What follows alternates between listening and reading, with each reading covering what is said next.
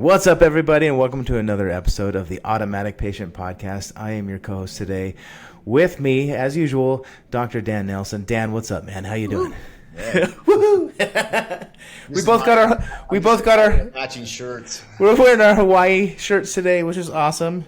And before we recorded, I was talking about I'm a little nervous because we got the Category 1 hurricane hitting Kona, which I've got property there, and I have a guest showing up today. So I'm like, oh, good luck, buddy. Yeah. Like, yeah.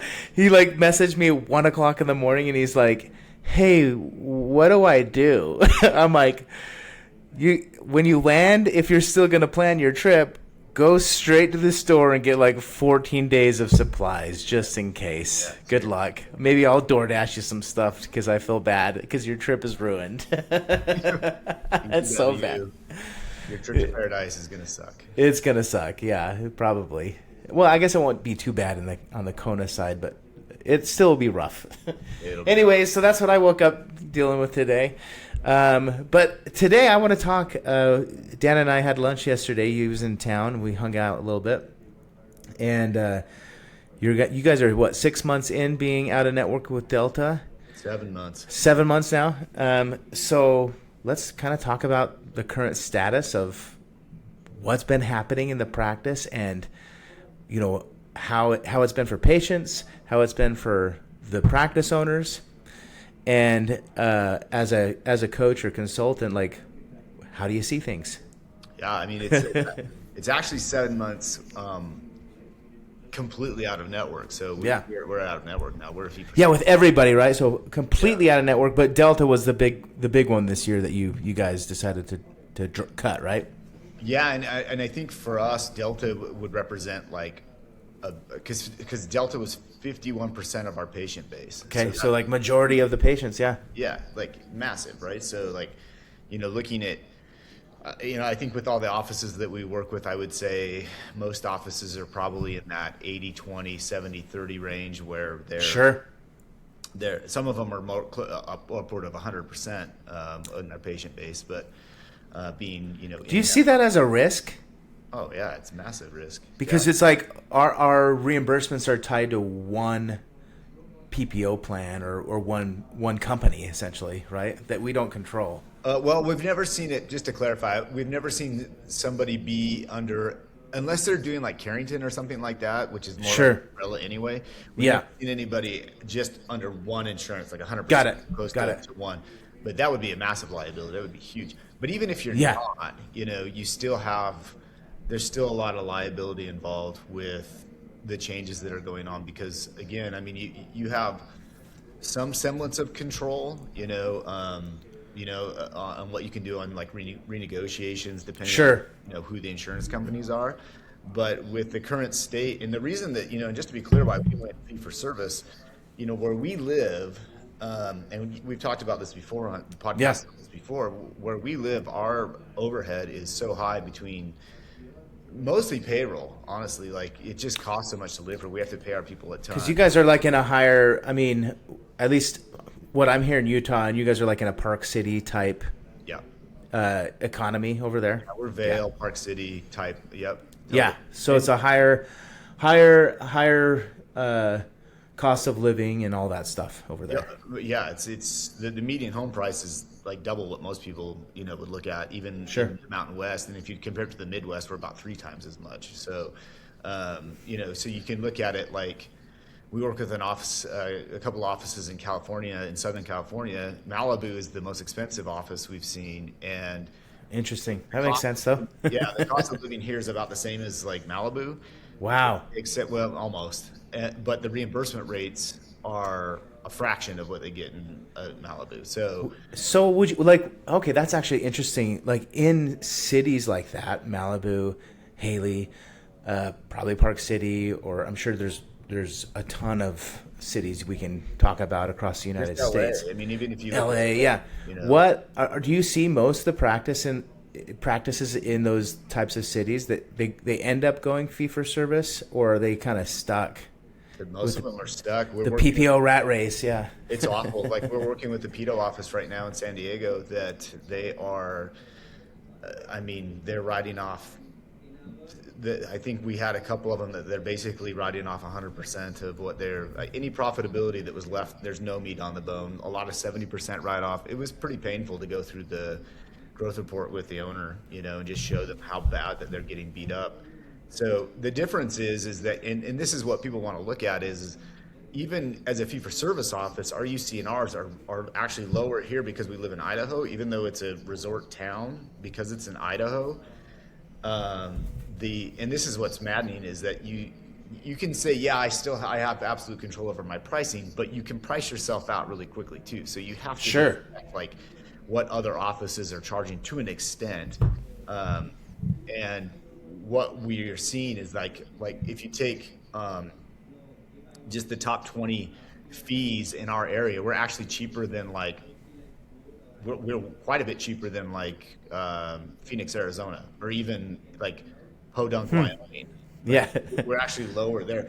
So we're having to do a gradual increase of our fees. You can't do a big jump. You can't. No. You kind of would you recommend what percentage? Well, you should start with so one of the things that we do is, and this is an Elevation Association, one of the things we do, and you can just contact us, we'll be happy to give you this, is that we can give you a market report for your area, and that includes what the UCNR fees are based on zip code. So it's called zip code pricing, right? So we can give you your zip code pricing, and then from there, we've looked at it and I've gone, it's just not enough where we're at, just to cover everything, even though we are fee for service. So what we would say is take a look at that and then evaluate it based off, go to your P&L and go through your overhead and make sure that you're covering everything. And then if it's still tight, you probably need to do an inch up, just slowly, you can either do it throughout the year or you can do an annual increase. The old dumb rule of 2% annual increase, that doesn't work post-COVID. So you have to take... Yeah, with the inflation rates. Yeah. No. Well, because I was reading the ADA report earlier this month on the financial state of the industry, and it's revenue's grown 1.4% over the last 5 years, and expenses have grown 4.9% on average across dentistry. Right now, that's a 30,000-foot view of the, landscape of dentistry. Not every practice is probably feeling that, but you're probably seeing expenses go up. And if you're only doing a 2% increase in your pricing, it's probably not sufficient to cover the expenses. No, not even close. And I talked about this. I think it was on your podcast. Yeah, we've talked about this a couple of times. Yeah, but we've seen talked about this quite a bit. So if you've heard me recently, you've heard me kind of ramble out these numbers. But we've seen upwards of 20% plus on payroll because of the yeah. With hygiene primarily. There was a bidding war in 2023, 24, 25. The hygienist basically. For example, we have an office that we've worked with in the past, again in Southern California, and that poor doc was he had a hygienist that had been with him for 10, 15 years, and all of a sudden he found that he was out looking. It was a male hygienist, and he was out job hunting, creating a bidding war for it. And so where he landed was, and I wish I was making this up. He's $90 an hour, $90 to $95 an hour. Wow. Is what, and I said, you're losing money on this, and the owner's like, well, I know, but it's a lot. I have to treat it like a loss leader because I can't not have hygiene, and it's sure. Well, maybe you could find a different workaround, It's is the doctor cheaper than that now?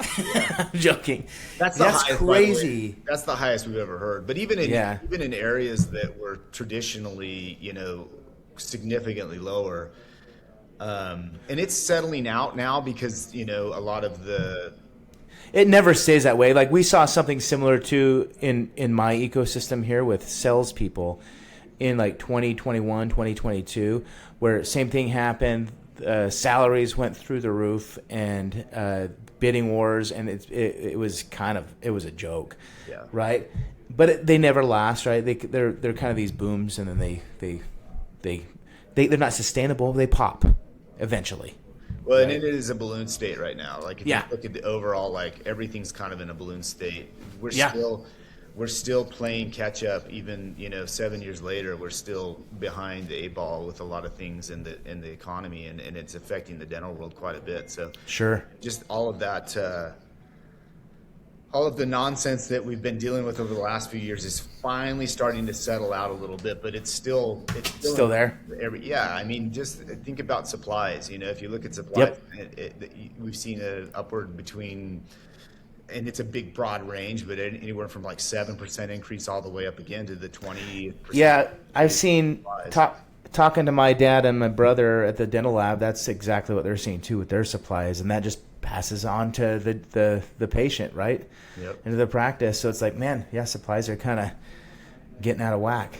Yeah, so as it pertains to overhead, I mean, it's really imperative right now that the owners are going through and looking at their P&L and making sure, checking their top line, checking their bottom line, and then tracking, being granular and looking down, the line and saying, okay, well, where are we getting abused on our P&L, and what can we do?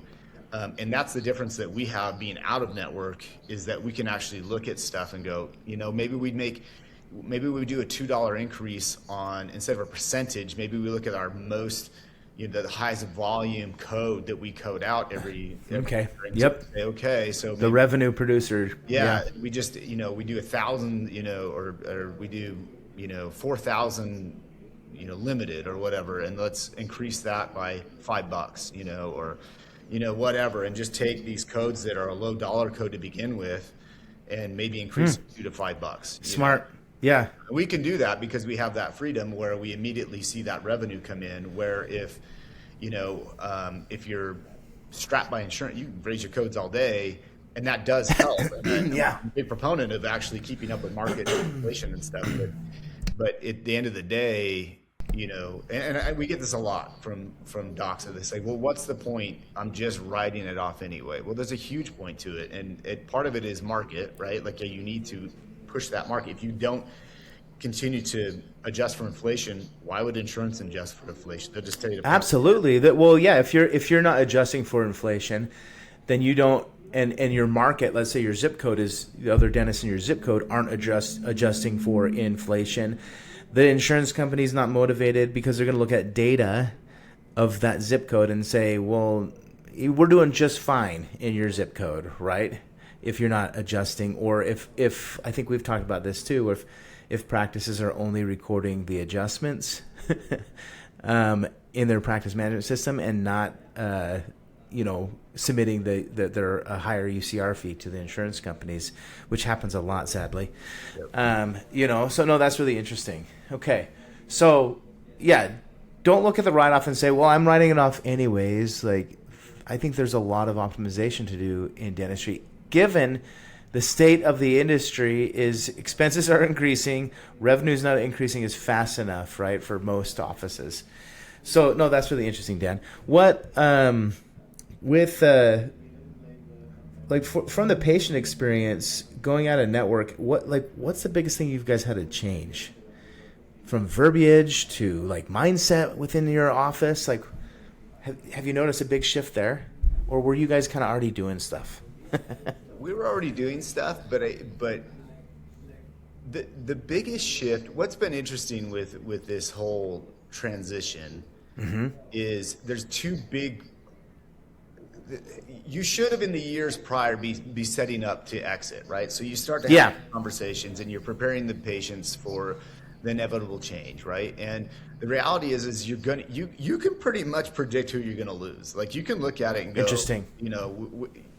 We break ours down by employer. So we look underneath we looked under the Delta umbrella, and we said, okay, let's break this down by employer. Who do we have? And interesting. This is Ryan's in the back doing all this stuff, right? Totally.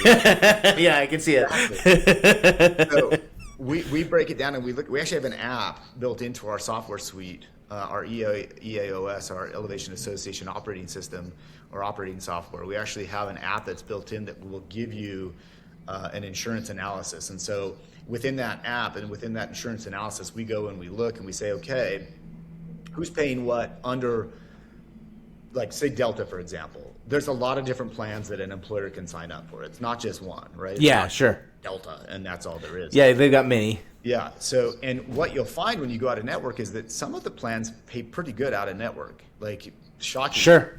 So what we were able to do with that is we looked and we said, okay, which ones pay sucky and which ones pay pretty good? And you can then look at it and go, well, like for us, it's the school district, right? The school district and the county. Yeah, of course. So our police officers, you know, our first responders, our teachers. So the plan that they're on is good out of network? No, it's terrible out of network. Yeah, okay, so gotcha. Of course it is, right? Because why would we not treat our educators better?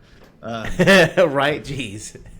So, which is frustrating, right? So anyway, we look at that and we go, well, you know, typically, you know, they're going to probably be pretty insurance driven, and so most likely. And because their policy kind of sucks out of the network, it's not great in network either, but it's especially bad out of network. We can effectively say we're going to, unless they have, you know, another source of income or a secondary insurance, or the Delta is the secondary insurance, we're probably going to lose a lot of those patients. So we basically can look and say, okay, we need to prepare for impact. What's it going to look like, and how many of these patients can we predictively assume that we're going to lose? Because you do have to expect the worst going into it. Of course, yeah. So you have to modify things for that, you know, and adjust for it. And one of the biggest things we do, and you know, this is, I'm beating a dead horse on this, but it's so important, is that we began to really push and build up our patient benefit plan. You know, that was massive for us, because we wanted people that were especially under these.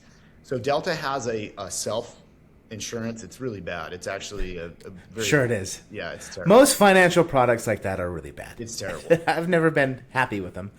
So they pay too much, they get no coverage. And the group out of the three, between the insurance company, the patient, and the provider, the one that takes it in the chin the most is the provider, right? So the provider has to write the most off, has to make the most consignments and concessions, and it just isn't good. So we looked at that, and we tried to move as many of those people over to our in-house membership program. It was better coverage, plus they could stay with us, you know. Yeah, it's a direct relationship. Yep. So we really built that up, and that wasn't just the year before. We've been working on that for, you know, a long time. Oh, yeah. But we pushed pretty hard on some marketing campaigns and pushed it to the forefront of our website and social media to kind of gear that up. But where it really came down to the nuts and bolts was the conversations that you have in the office. Yeah, I would imagine. Social media, we were talking about marketing yesterday at lunch, and you know, it's all a relationship business. Yes. You know, even my business, like running a software company, is heavy relationships, right?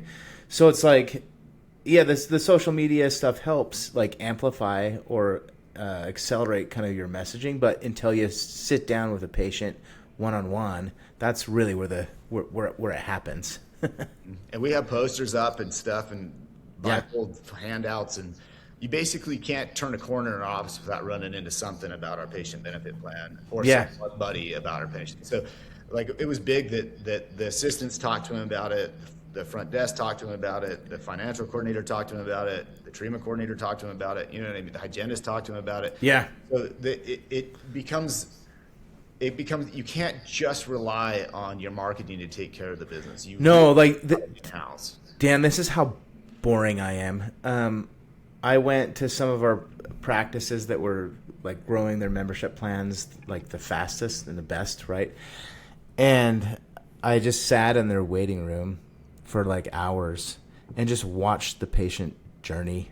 And exactly what you're saying is exactly what the best practices do. The assistant talks about it, the hygienist, the doc, and then the front office, right? So it's like, and then of course they got everywhere they turn, there's information about it. So that's what I noticed I've sat in several offices for a few hours, and I've just watched patient flow. And the doctors were cool to let me do that, right? I'm like, hey, this is a weird request, but I'm kind of a nerd about this stuff. Can I just come and sit?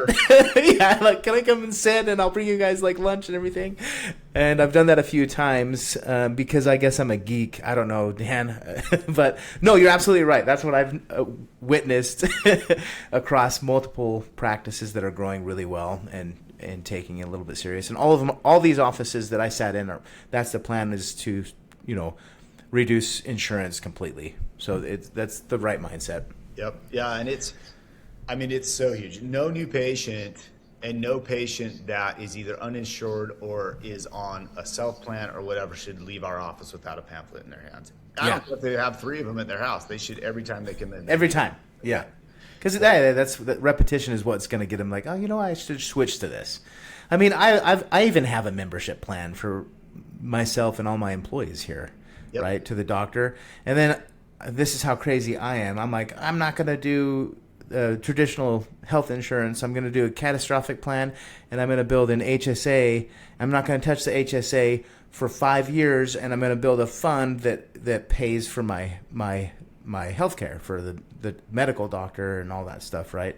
Because it's just when you look at these financial products and insurance products, right, they just aren't that valuable to most people. Like, I think my plan, my just regular health plan, was going to go up a little over $2,000 a month, and I looked at like the increase from the year before. It was maybe $1,500 a month, and I'm like, this is insane. I would be better off if I took that same amount of money and put it in an HSA fund and invest it and let it grow over, you know, a 5-year term without touching it, and then going out of pocket, which is, it's kind of crazy. But that's what I'm doing, because when you look at these financial products and insurance products, they just aren't that valuable anymore, and they're asking patients to pay so much, from dental insurance to healthcare. It's like, what is going on? They're asking so much money, and then they're hoarding the cash and saying, we're only going to spit out a little bit, and then we're going to put the rest in the market and grow it for ourselves, right? Like, it's insane. But that's kind of why I'm like, I'm not doing this insurance stuff. I'm going to build my own fund, because it doesn't make financial or logical sense anymore, at least for me. Well, and you bring up a good point, is that you can fund your in-house membership plan through others. They can spend their HSA money on Absolutely. that. So it's not precluded from you. So yeah, we're seeing more and more patients come in. It's pretty cool, like that are they're signing up for our patient benefit plan, and then B, they're paying for everything through their HSA. So yeah. It's cool to see that trend, and it's probably they've probably already been. I don't know if that's like an uptick in actually like people taking out and starting HSAs or what, but sure. What we are seeing is that our patient base is increasing. Those types of patients are increasing in our Interesting. Yeah. So and well, maybe I should come up be your patient. yeah, come up. I should come up to see you guys. The other thing that there's a part of this that it's not all, it's hard, right? Like the exit is difficult, and sure, I feel like we're more prepared than just most practices. I mean, we're consultants, so we should know what we're doing, right? But yeah, but the reality is that you can prepare for war, but once you're in war, like war's still hard, right? Like you can be super prepared. We've been really fortunate that we've maintained our course. We've actually just brought in an associate. We opened another office. We've been congrats. That's awesome. Yeah, but the couple things that happen, and I just kind of want to like warn somebody that's like, okay, we're going to go straight fee for service. We're going to jump out, go cold turkey, and jump in. I've heard practices do that. A few years ago, we had a practice that called me up. They're like, we're starting the membership plan, and we're cutting everything this month. I'm like, whoa, like, have you prepared for this? Like, nope, we're just doing it. Okay.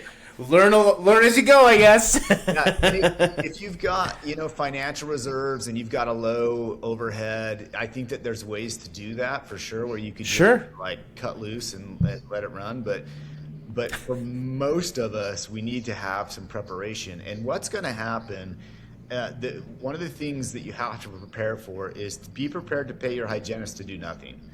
And because you figure, like for us, 51% of our patient base is Delta, right? So we can effectively look at that, and then based out of that 51%, we looked at how many we thought, okay, we're going to lose probably 50% of that 50%. Does that make sense? So 25%. Yeah, because you got your total patient base of a few thousand, I would imagine. Yep. What, like 4,000, depending on your size. 3,000. Yep. Yeah, and then so 50% of that, whatever that number is, 1,500, and then you said 50% of that cohort. So 750. Got it. which Okay. is what we anticipated. We're like, okay, we're going to prepare to lose 1,500. We're going to anticipate 750. Does that make sense? So Yep. Yeah. Yeah. and what will happen is that you're going to get a lot that you talk to that they'll say, well, we'll see how the cookie crumbles, see if we can afford to stay here. And there's a portion of your patients that legitimately, when they do their financials, they can't afford to pay Sure. the preventative stuff, especially if they have a big family or whatever, and so they Yeah, will of course. go where somebody's in network. So those are the ones you're probably going to lose right off the bat. But they're all going to be some ones that love you, love your staff, and they're going to be like, we're going to try to make it work. They're going to get their first bill. So they're going to come in, you saw them in October, you prepped them in October, and then they come in the next year in April, and now you're out of network. They're going to get their bill, and they're going to go, we can't do this, and they're going to bail. Okay, so you have 2 cycles then of exodus. You have the initial one from, let's say that you have your October. They come in October, and you've got these 2 cycles. You have the one that's like, this is my last time here, I'm not coming again. Okay, so they won't reschedule, which makes it easier when they do that, because then you can actually fill in the spot that their appointment would have taken in April. You can put something else in there, somebody else in there. The ones that are hard are the ones that are like, I think I'd like to try to make this work. So maybe they keep their appointment. Okay. They come in April, and they're like, I can't afford to do this again. And so they cut free. So you have to look and say, okay, there's going to be another vacancy That makes sense. over. The ones that are really tough are the ones that think they want to do it, get cold feet, and bail the week of, the day before. The silent ones, yeah, that don't really aren't talking with you guys. Yeah. Those are hard because then that leaves a vacancy in your hygiene schedule. Short Got it. They either they just don't show up or they cancel last minute, right? And Yeah. So what we've seen is we're running, for the first 6 months, we ran 75%. I did the numbers on it. We ran 75% capacity in hygiene. Okay. So we're typically a 90% capacity hygiene. Yeah, sure. Right? Because you do have people get sick, people travel, people forget, people die. Of course, yeah. Whatever. And so fallout in hygiene is normal, but we were running about 25% on any given day. So you're seeing a little bit of decline there. Yeah, you got to pay your people. Still got to pay your people. My first thought is you guys have built a financial safety net with the magnitude of active membership patients that probably aid with that. Right. And then 2, the patients that do stay, what is the revenue per patient metric? Is that increased? Yeah, right. If you know that, I don't know if you know it on the top of your head. Oh but yeah. I would imagine you're tracking that with Ryan back there doing all this stuff. Is Well, that what he looks like? And I would say anyone that's listening to this, go back to a podcast that Jordan and I did on the Automatic Patient podcast. We talked about we talked about a couple of key point indicators that are my favorites, and annual patient value is one of my favorite key point indicators. And I believe you were talking to, we were talking about her last night or yesterday at lunch, that she brought that up. And maybe Mark Costas, you were talking about it as well, and you're going to hear it over and over from the experts in the field, because that's a massive, it's a great way to measure like the value that different people will bring, a patient base will bring into your practice. So Yeah. to answer your question, our patient benefit plan members, so those people, are worth double what a Delta patient was worth. Sure. So, and they're worth about 50% more than a cash patient. Yeah. The cash patient always surprises me because everyone idolizes the cash patients, but it's like, it's good. Like mentally, I know how docs think about it because I've been in the industry for so long. It's like, I got a cash patient. They're my precious cash patient. But then when you look at the data, right, from what you guys are seeing, it's like from a revenue per patient efficiency metric, they're actually not as valuable as you think, right, from a financial production standpoint. Yeah, and this is just our office. We've actually seen it in other places, and I believe it was talked about, again, you guys were chatting about it the other day on your podcast, was as much as 3 times as much, depending on your market. So it just depends on the market. Absolutely. We were in Alaska we went up for one of our summits, and we did a fishing excursion for one of our CE summits last month in July. And it was awesome. I was fishing with a couple docs from Indiana. And That's cool. One of them, he's a freaking genius. Like seriously, one of the smartest guys I've ever met in my life. He's borderline savant, and he's like, there's no way that a patient benefit plan member is worth more than twice than a regular patient. I'm like, A cash patient, right? Is what he's saying? then even an insurance patient. I'm Got like, it, yeah. bro, it's real. And he's like, no way. And I was like, okay. And one of the docs like gets on his phone as we're out there fishing. He's texting his office manager. He's like, can you look and see how much? Yeah.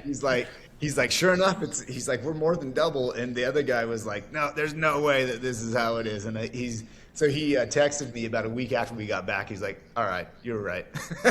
He's like, Yep. so he's like, tell me more about this. How do I start one? What do I need to do? You know, So good. yeah. But I mean, the reality is that there's this whole, you know, I think they call it the Amazon Prime effect, you know, where it's, or the Costco effect is what I see. It's like effect, yep. when you go to Costco, you're like, okay, I'm only going to go in for that prime steak because I'm going to go get dinner tonight. This is what happens to me every week. And I go in and I leave with like $300 to $400 of shit that I wasn't planning on buying, right?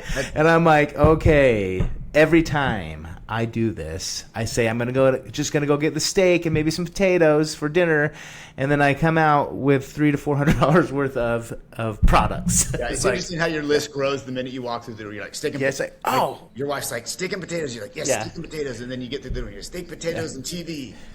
Yeah. And TV. Yeah. Steak, potatoes, and TV, and it's like, water gun set. I came out with a new PlayStation 5. PlayStation, What's going on? It's that new Grand Theft Auto is coming out. I gotta get a new PlayStation 5. I bought 600 light bulbs. Yeah, whatever. Yeah, it's the nature of it. No, that is the effect, right? Because it is, and that's the psychology behind it. You know, we joke about it, but that's the reality. It's so true. Like even Amazon Prime, like when they started, their average member was paying like 3 to 4 times more than just a regular Amazon user, and today it's like 6 times more because they just keep learning how to dial it in, right? Yeah, the model works. It really works, right? From Costco to, and I know some doctors may be like, well, I don't want to be a Costco type practice or an Amazon type practice. I'm like, that's not what we're saying here. We're saying that this is a more efficient revenue model, both for the practice and the patient. Not you're not becoming like a Netflix dental office, right? Sometimes that's a comment that I hear from practice owners, like, I don't want to be like a Netflix office or anything. It's like, whatever, Blockbuster went out of business, bro. So it's like, it's a good model. I don't know why you'd spit at that, but that seems a little strange. Yeah, I mean, we hear lots of different reasons why people may be scared of it, because it's fear, right? Like, it's a fear. It's all fear. Like we talked about this on one of our episodes too. Yep. Is fear, and even like I had Howard Ferran on one of our shows, and Howard spent a lot of time on fear, which was actually surprising to me, because and it was actually a lot of practical advice from Howard. But he spent a lot of time on fear, and if we could only just get rid of our fear, we'll make better decisions. And look at the data, like what you guys are doing. You're only going to make better decisions for your practice and your patients, right? And that ultimately was like the message there. But I know you and I have talked about this many times. Yeah, I mean, it's part of that model that I've been working on. That the 5 barriers of success. Yeah. Here's the thing, and bringing this back to the conversation about holes in the hygiene schedule, because the hygiene feeds your operative side, right? Yes. We did create an app. So I got frustrated to the point, and it was kind of freaking out too. It's part of, speaking of fear, there was a point where I was so Ryan meets with our front office, and then he comes back and we have a leadership meeting, and he reports on what we talk about, right? What they talk about. And I would say a lot, hey, tell me what's going on with recare. What are we doing on recare? And he's like, they say they're working on it. And I'd say, what does that mean? I don't know what that means. And he's like, well, they're working through lists. And I said, what lists? And so, in Dental Intel, they have lists that you can go through for your lost patients or your recare patients or whatever. And I said, okay, well, how are we working through this list? And it was hard because Ryan's like had a hard time qualifying and quantifying how they were working through the list. So what I did was I created an algorithm kind of like an ACLS algorithm that says, Okay. go here. And then I base it off of psychology and communication experts. Because that's your background, yeah. My background, yeah. So I said, okay, let's find out what is the most effective way of communication. And what we found was the most effective way by far, 70% better than any other form of communication is texting. People respond better to text. Yeah. The other way. I always do. Yeah, so much better. So we said, okay, in this algorithm, we're going to create a text message, and it's going to say, and then we put the barriers in, right? So that what are the barriers to keep somebody from rescheduling or getting scheduled? And I created this algorithm, and then Ryan, being Ryan, looks at it and he's like, dude, we can do better than this. And so he actually, again, our in-suite apps, he takes an app. Yeah. In the back, yeah, I can only imagine. Check this out. And I was like, what'd you do? And he's like, oh, you're going to like this. So we actually have an app in our EAOS suite that will allow the front desk it populates the list of any active patients that are not currently scheduled for hygiene, any of them. So, and then we can reduce it down to how many months it's been since they've been in or whatever. But we typically go, active is defined as someone that's been in the last 18 months. So any patient that's been in the last 18 months that is not currently scheduled for hygiene, it populates that list. Our front desk can then click on a patient and start to work the algorithm, and it'll literally send them, they can take the information, send them the first text message. Yep. And then based on the response, either they get a response or they don't get a response. If they don't get a response, they get another reminder or something. They get 3 text messages before it gets shuffled off into another pile where it says, we're going to leave this dormant for 90 days. And then remarket it after that? Yep, come back to it again. Great. But yeah, that's a great system. Any more time on those patients because they're not getting responses after 3 times. So now what it does is if they get a response, it goes down the algorithm so that they will be able to generate a text. They don't have to think through it. They literally copy it, paste it, text it. And we've seen a huge turnaround in patients that we haven't seen in these 18 months, filling up those gaps. So now these are patients that are okay with us being fee for service, right? And we are actively moving through our patient base. And the boon here for me is that I can pull that app up anytime and look, and I don't need to ask, what are they doing? Because I hate the phrase, they're working through it. I was like, I have no idea what that means. And so now I can look at it and go, oh, they are working through it. They have had contacted, 300 of the patients. They've scheduled 200 of them or whatever. And I can actually, 150 are now in the dormant list, whatever. I can actually look at it, and I don't need for them to come and report and go through these lists of like, oh, we talked to these people and these people. I can see who they've talked to. Sure. I can see where it's stalled out. I can see where it's effective. So that's been a huge thing for us because one of the biggest, like I was saying, one of the biggest trials and struggles that we've had from going fee for service is yeah, we know we're going to lose patients, but it's trying to fill those gaps up, fill the whole hygiene schedule before they become problematic. And so if you're doing this, if you've exited even any of them and you're struggling to fill those holes, usually you have like a quick fill list or something like that. But at some point, if you're doing a big exodus like we did with half our patients, it's going to be a struggle. You need to have something that's smarter than just I talk about these lists. I love a good data set, but me too. An Excel spreadsheet or a handwritten list. So it's something that's been really, again, necessity is the mother of invention, right? So we've been able to create some cool stuff, but. Yeah, that's been a huge challenge on that front. But yeah, I want to go back and answer your question a little bit better too. Of like, how does our communication go? The flip side of the preparation conversations. Now we're on this side of the conversations, as far as treatment planning and presenting. Remember, I'm an Air Force doc. I was in the Air Force. Yeah. It wasn't an issue. Like, it wasn't brought up. We did what was ever best for the patient every time. Sure. It's a little refreshing to be able to go back to that and go, look, we need to do what's best for you. Here are your treatment plan options. And now it's not dictated, well, will my insurance cover that? Yes. Yeah. You can be like, hey, this is what you need. Here are the options. Here's, like, if you can't do it all in this month or whatever, you can string it out over a couple quarters. Hi, Dina. Let me. I'm just finishing up this podcast. I'll bring you on in a minute. Let's go. Dina's partying with us right now. Gotcha. Thanks. I'll see you in a sec. That was the ultimate podcast bomb. There's photo bombing. We had a podcast bomb. So, a good friend Dina Zos just said hi to us because she's on the podcast next. It was a slick promo for the next podcast. Right? Now I got to make sure her podcast follows this one. Yes. Don't make it weird. Sorry, Dan. Keep going. No, I mean, that was kind of it. I mean, her timing was excellent. Yeah. Sweet. Awesome. So just to recap, build the financial safety net is kind of what I've been telling practices that are doing this, right? Like what you guys have done, because you guys are an excellent example of that. It's not going to be free of challenges. You're always going to have challenges, typically when it comes to hygiene reappointments. Yeah. Right? But making sure you have a system, like you talked about, from how you talk about to patients, but also a follow-up system that's robust, so that you're fixing those problems. And then I would also say, we didn't talk about this, but I know how you guys operate. You guys use an operating system.